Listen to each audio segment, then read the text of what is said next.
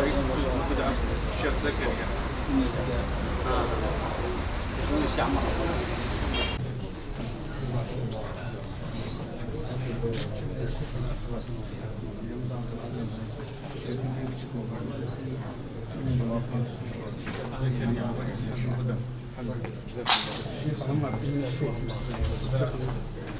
شيخنا هولندا الشيخ محمد الشيخ الدكتور عبد الله الشيخ زكريا رئيس. نعم امين عام هيئة الافتاء الليبية، دار الافتاء الليبية.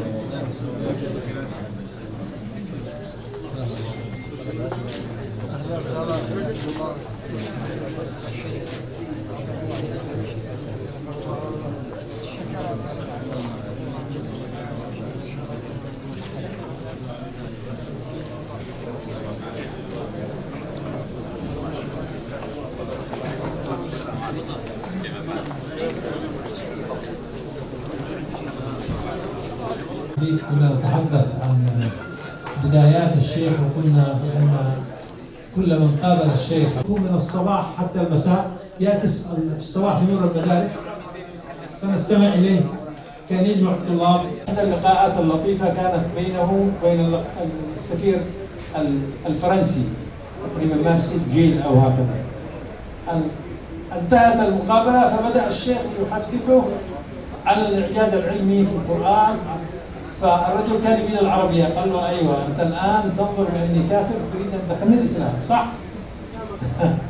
فأخذ المهمة أعطاه كان لقاء طيب يعني. حتى هذه اللقاءات كان لا يفوتها الحقيقة. بعده واغفر لنا وله بحرمة الفاتحة.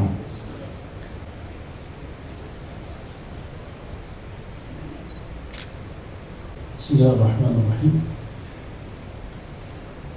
Alimin ölümü, alemin ölümü gibidir derler. Gerçekten çok değerli bir ulema içerisinde temeyyüz etmiş bir alimimizi kaybettik. Onun teessürü içerisindeyiz. Allah-u Teala makamını mekanını cennet makamına âli eylesin inşallah.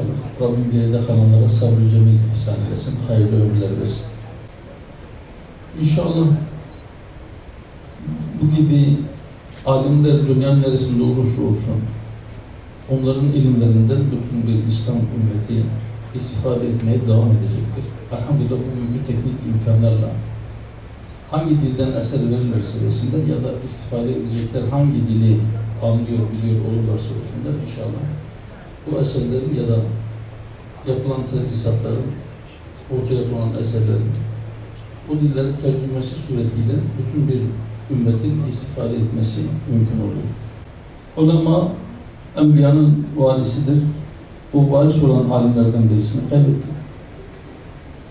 Allah-u Teala bizleri alimsiz, alimlerimizi amelsiz, ihlassız bırakmasın. İlmiyle amil, muhlis bir alim olarak bildik. Allah-u Teala hüsnü şehadetimizi kabul eylesin. Ve bizleri de alimlerimizin ilminden istifade edenlerden eylesin. Onların bize gösterdiği yolda, onların aydınlattığı yolda sırat-ı müstakim üzere yürüyüp son nefesimizi hüsnü hatime ile vermeyi Allah-u Teala cümlemize nasip eylesin inşallah. İnşallah o ilmiyle amil ve muhlis alimlerimizin yol göstericilerinde İslam ümmeti bugün içinde bulunduğu acıklı durumdan bir çıkış yolu bulacak. Bu konuda ulemaya çok büyük sorumluluklar düşüyor. Elbette sadece ulema değil, işte bugün Gazze'de şahit olduğumuz o manzara aynı zamanda Ümera'ya da çok büyük vazifeler düştüğünü gösteriyor. Rabbim sırat-ı müstakim üzere ilerleyen ulema ve Ümera'nın vahdetini ve ardından ümmetin vahdetini görmeyi, dünya gözle görmeyi bizlere nasip eylesin inşallah.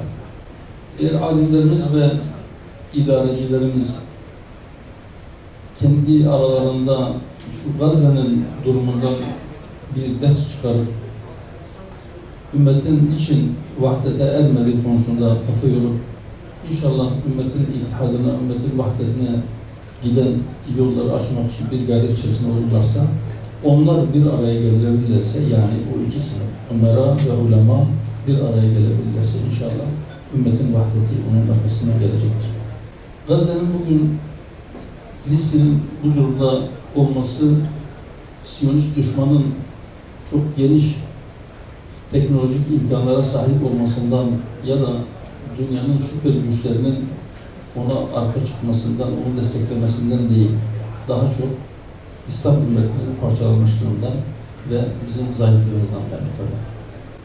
Rabbim bütün Müslümanları, Ümmet-i Muhammed'i böyle bir meseleyi vesile kılmak suretiyle bir araya toplasın, dağınıklığımızı gidersin ve hürriyetine kavuşmuş Mescid-i Aksa'da birlikte namaz kılmayı bizlere nasip eylesin inşallah.